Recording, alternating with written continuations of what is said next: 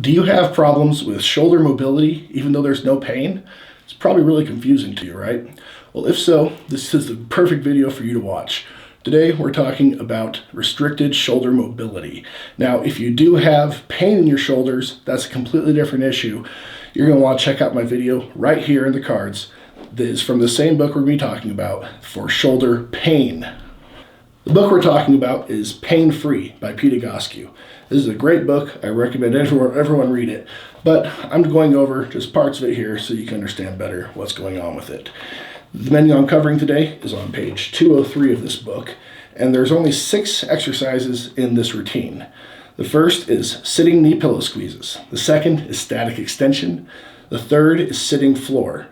The fourth, seated arm circles. The fifth, squat. And finally, cats and dogs.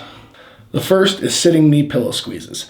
Now, sitting knee pillow squeezes is going to help you strengthen your adductors by squeezing that block, but it's also going to reduce compensations and dysfunctions in the lower or in between the hip flexors and the muscles in the thighs and the hips that are responsible for femoral rotation. If your hip flexors are too tight and not able to work in conjunction with the other muscles, they start becoming the primary movers for femur rotation, and your femurs can even get stuck in an external rotation because of those tight hip flexors. But strengthening the adductors is the first key. Next is static extension, and static extension is going to really focus on restoring that natural S-curve of the spine to a proper position. And in the shoulders, we're also working on strengthening because we're on our hands, so we've got load on the shoulders, but we are also retracting those shoulder blades together to a high degree by letting the thoracic spine or the upper spine droop down. And that is the 2 main components that this is working on for the shoulders. Next is sitting floor.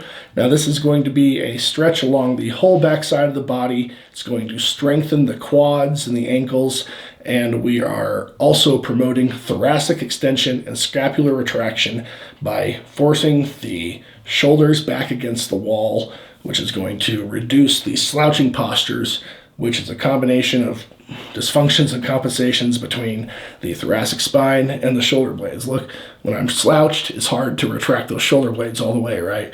So when we get the thoracic spine upright fully, I have lots more range of motion in these shoulder blades. Next is seated arm circles. Now, there are 3 different varieties of arm circles: standing, seated, and kneeling. In this case, we're using the seated arm circles, and that's because we are really focusing on the ability of the pelvis and spine to stabilize the shoulders. So when we get into this motion that we're doing in these videos, as you can see, we are activating, we're kind of reteaching the shoulder that it is supposed to function as a ball and socket joint, not just a hinge joint. Because if we are in this position where we can't do a lot of moving around here, well, that means our ball and socket function has been compromised, and we are working more as a hinge, right?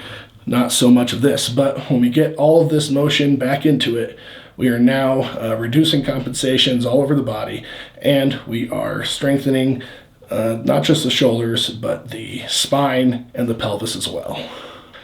Next is the squat, or what I like to call the static squat, because we are not going up and down repeatedly. We are going down using something to bear our weight from the front, and we are just holding that position. And when we hold that position, we are going to be strengthening the shoulders by means of supporting our weight, right? And we're going to be promoting scapular retraction because we don't want to be holding it out here. We want to be holding it here. Notice the difference. If I'm holding like this, my spine has gone into that same curve that prevents shoulder motion. But if we get going back here, we're promoting that strength in the rhomboids to do scapular retraction. Of course, we're also going to be strengthening the ankles, the knees, and the hips at the same time. Finally, we conclude this routine with cats and dogs, and we are just going to be propagating all the changes we made from the pelvis up through the spine to the shoulders and the head, and we're using that using the sinusoidal wave motion. If you are familiar with cats and dogs, I still recommend you check out the individual video instructions down below, because so many people do this exercise wrong, just going down and up, down and up, down and up, rather than getting the pelvis to drive the motion, the pelvis and the hips to drive this wave-like motion that really engages each vertebrae of the spine independently.